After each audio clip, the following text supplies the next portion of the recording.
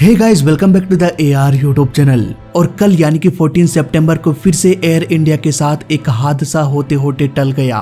दरअसल हुआ यूं कि 141 पैसेंजर्स को लेके बोइंग 737 मॉडल का एक plane Air India Express Muscat airport से कोची के लिए उड़ान भरने वाला था। नाउ ये मस्कट कहाँ है? तो ये है ओमान में, इसका कैपिटल है मस्कट। इस एयरपोर्ट से टेक ऑफ करके समुद्र के रास्ते से होते हुए इसे इंडिया कोची जाना था। ये एयरपोर्ट है केरल में। खैर 11:20 में प्लेन धीरे धीरे टैक्सिंग करते हुए रनवे की ओर जाने लगा। एयर इंडिया के अलावा भी वहाँ और भी फ्लाइट्स थी। उन लोगों ने देखा कि एयर इंडिया के एक इंजन से धुआं निकल रहा है। तुरंत ही पायलट से कांटेक्ट किया गया और कहा कि भाई आपके एक इंजन से धुआं निकल रहा है। पायलट ने ब्रेक लगाया और इंजन फायर एक्सटिंग्विशर को एक्टिवेट कर दिया। उधर पैसेंजर्स भी जल्दी जल्दी बाहर निकल गए। ये है ओरिजिनल क्लिप, किसी ने एयरपोर्ट के बाहर से रिकॉर्ड किया था। अब सारे पैसेंजर को फिर से टर्मिनल बिल्डिंग लाया गया और एक दूसरे एयर इंडिया फ्लाइट को मस्कट बुलाया गया।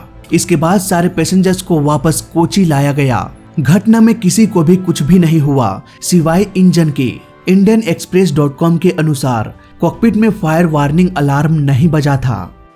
ये वीडियो देख सकते हैं, यहाँ पर इतना अधिक स्मोक है कि आधा प्लेन स्मोक से ही कवर हो गया है। इंजन में कितनी जबरदस्त आग लगी होगी इसका अंदाजा आप लगा सकते हैं। सोचने वाली बात यह है कि फिर भी कोई भी अलार्म नहीं बजा। ये कैसे हो सकता है? दोस्तों ऐसा हो सकता है क्योंकि यहाँ पर पायलट ने on board engine fire extinguisher को एक्टिवेट कर दिया था और इतना सारा धुआं जो आप देख रहे हैं दरअसल वो धुआं नहीं है बल्कि ये एक्सटिंग्विशर का फॉग है। अगर आप इसे एक्टिवेट करेंगे तो आपको पता चल जाएगा मोस्ट प्रोबेबिलिटी कि ये सब धुआं नहीं है। नाउ ये on board engine fire extinguisher क्या है?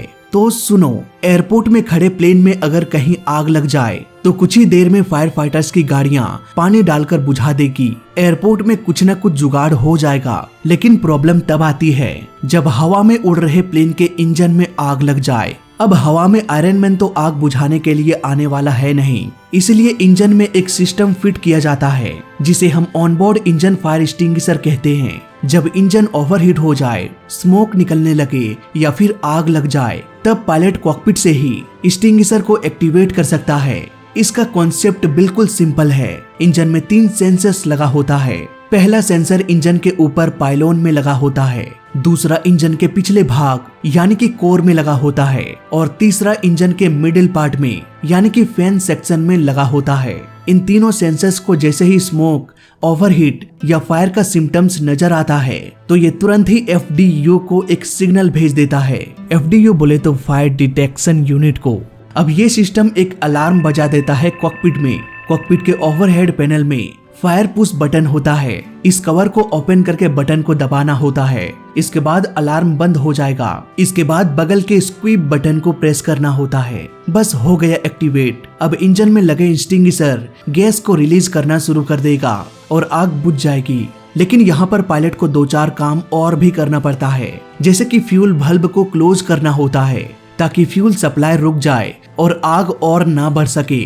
प्लेन का इंजन ही प्लेन में इलेक्ट्रिसिटी सप्लाई करता है, इसीलिए इलेक्ट्रिक सप्लाई को भी रोकना पड़ेगा क्योंकि हो सकता है फायर से कोई वायर जल जाए और शॉर्ट सर्किट हो जाए। ऐसे में प्लेन के और भी इंस्ट्रूमेंट्स खराब हो सकती है, इसीलिए इलेक्ट्रिक सप्लाई को भी रोक देना पड़ेगा। इसके अलावा ब्लीड एयर भी होता है। ब्लीड एयर कहने का मतलब ये है कि इंजन ही एयर को सक करके कॉकपिट और केबिन में एयर सप्लाई करता है जिससे कि सभी लोग सांस लेते हैं। ऐसे में अगर इंजन में आग लगी हो, धुआं उठ रहा हो तो वो धुआं भी केबिन और कॉकपिट में पहुंच सकता है, इसलिए इस ब्लीड एयर को भी रोक दिया जाता है। इतना सब कुछ करना जरूरी होता है, चाहे प्लेन हवा में हो या फिर ग्राउंड में। खैर एयर इंडिया प्लेन में कोई भी फायर अलार्म नहीं बजा था, फिर भी पायलट ने फायर एक्सटिंग्विशर को एक्टिवेट कर दिया क्योंकि रिस्क कोई नहीं लेना चाहता। सो आई होप एयर इंडिया के इस छोटे से न्यूज में सारा कॉन्सेप्ट क्लियर हो चुका होगा। वीडियो अच्छा लगा तो लाइक कर देना, बुरा लगा तो डिसलाइक कर देना और दोनों ही केस में चैनल को सब्सक्राइब कर देना